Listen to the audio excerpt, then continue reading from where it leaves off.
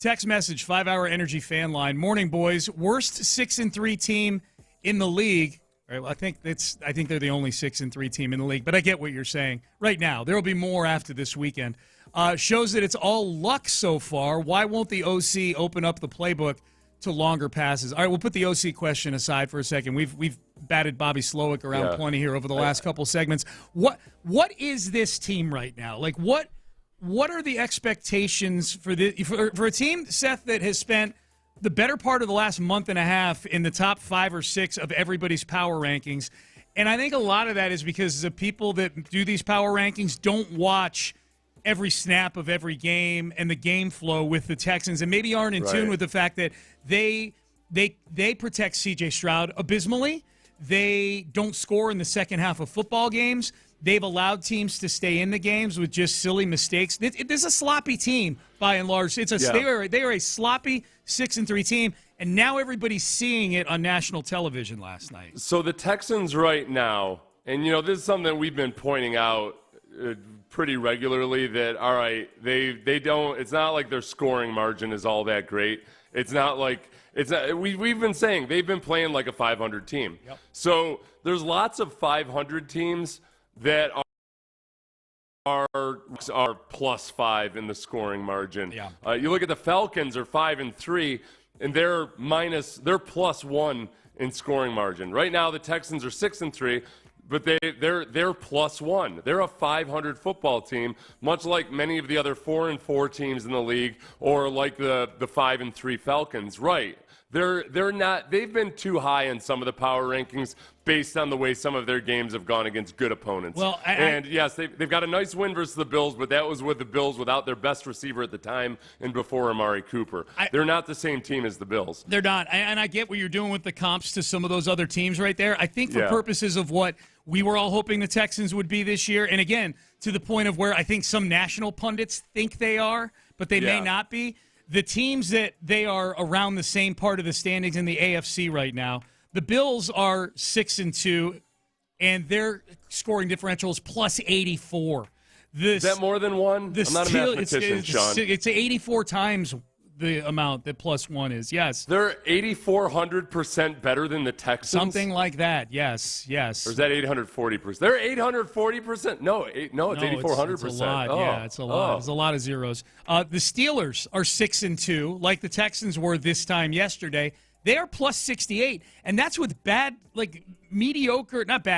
mediocre quarterback play for most of the year. They're +68. The Baltimore Ravens, who are 5-3 and play the Texans on Christmas Day, they're +33, and that's at 5-3 right now. The Texans are +1. Man, I get all the celebrating. Hey, a win's a win, and if you win by 3 and you win by 20, it's the same thing. And it is. In the standings, it's the same thing. But in terms of what your team is capable of accomplishing, or what I care to predict they're capable of accomplishing, like, am I backing you right now with a Super Bowl bet at +1 scoring differential on a 6-3 team? Hell no, I'm not right now. No. Yeah, you can't do it, man. They're the one thing that you can't look past is that, as we've said all year long, you don't need the advanced stats to tell you that they're a middling offense. They entered this week as the 14th scoring offense in the NFL. And, yes, that was a good chunk without Nico Collins, but you still had Stephon Diggs. You still had Tank Dell, who last night showed that he's still very much a viable wide receiver. That's with Joe Mixon having multiple 100-yard games, but he missed a little bit of time. But this game last night versus the Jets, I'm glad. You know what? I'm glad they had this versus the Jets, at least, if they had to get a really, really bad loss out of the way, because it was against a team that had won 2 games, against a team that had looked lost and disheveled last week. Not even last week, this week. Yeah. By the normal calendar, they lost to the Patriots. The first day of the week is Sunday. Yeah. And so I know it's a different NFL week, but it was 4 days prior. Yeah. They looked like they couldn't get out of their own way. Yep. And they came out, and in the second half especially, the Jets offense was surgical against you. In the second half, the Jets defense would expect from looking at their depth chart, but which they hadn't been doing previously. It was just a complete dismantling. So you can spare me they don't have Nico Collins or Stephon Diggs.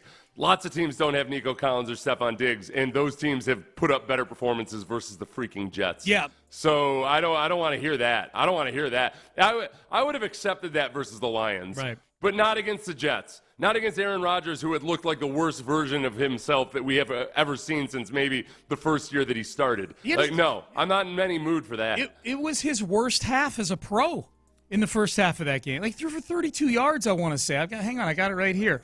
Aaron Rodgers 35, at the half. I believe. It was 32. I'm looking at it. Oh, wow. He was 7 of 14 for 32 yards in the first half of the game yesterday. So yeah, it was. Look, right now, until we see otherwise with this offensive line, this Texans team is a version of what previous Texans teams have been at their peak, which is they're good enough to win the AFC South. They probably will win the AFC South. They still have 3 very, very winnable games inside the division, and they've got a couple other games on the schedule that are there for the taking if they play their A game.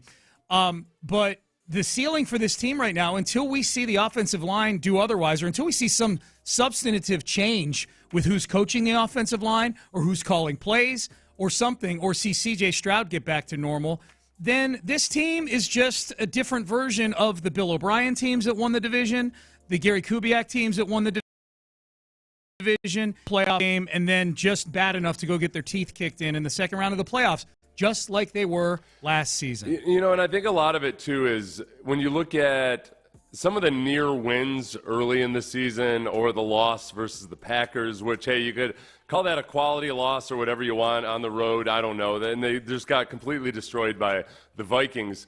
Even the wins were marred by the thing that would come to roost last night, which is, oh, wow, you should have won by more. But, yeah, you keep shooting yourself in the foot. Right. Or you're just not playing well in crunch moments or what have you. This is more discouraging because they continue to do all those stupid things, but then they also just got physically destroyed in the second half. There's no Titus Howard saying that they know they're the better team and they let this one slip away. What part of 30 minutes of football feels like slipping away to you? Not to mention, I'll say going into the first half for the offense, you said the Jets gift you a 7-point swing. They drop the ball, a rookie running back drops the ball 3 centimeters before the goal line.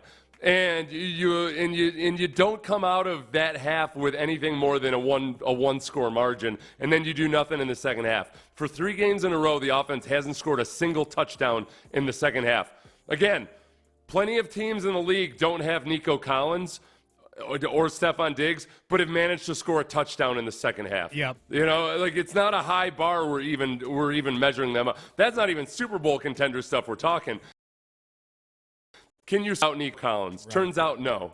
Not in the second half, you can't. Not in the second half.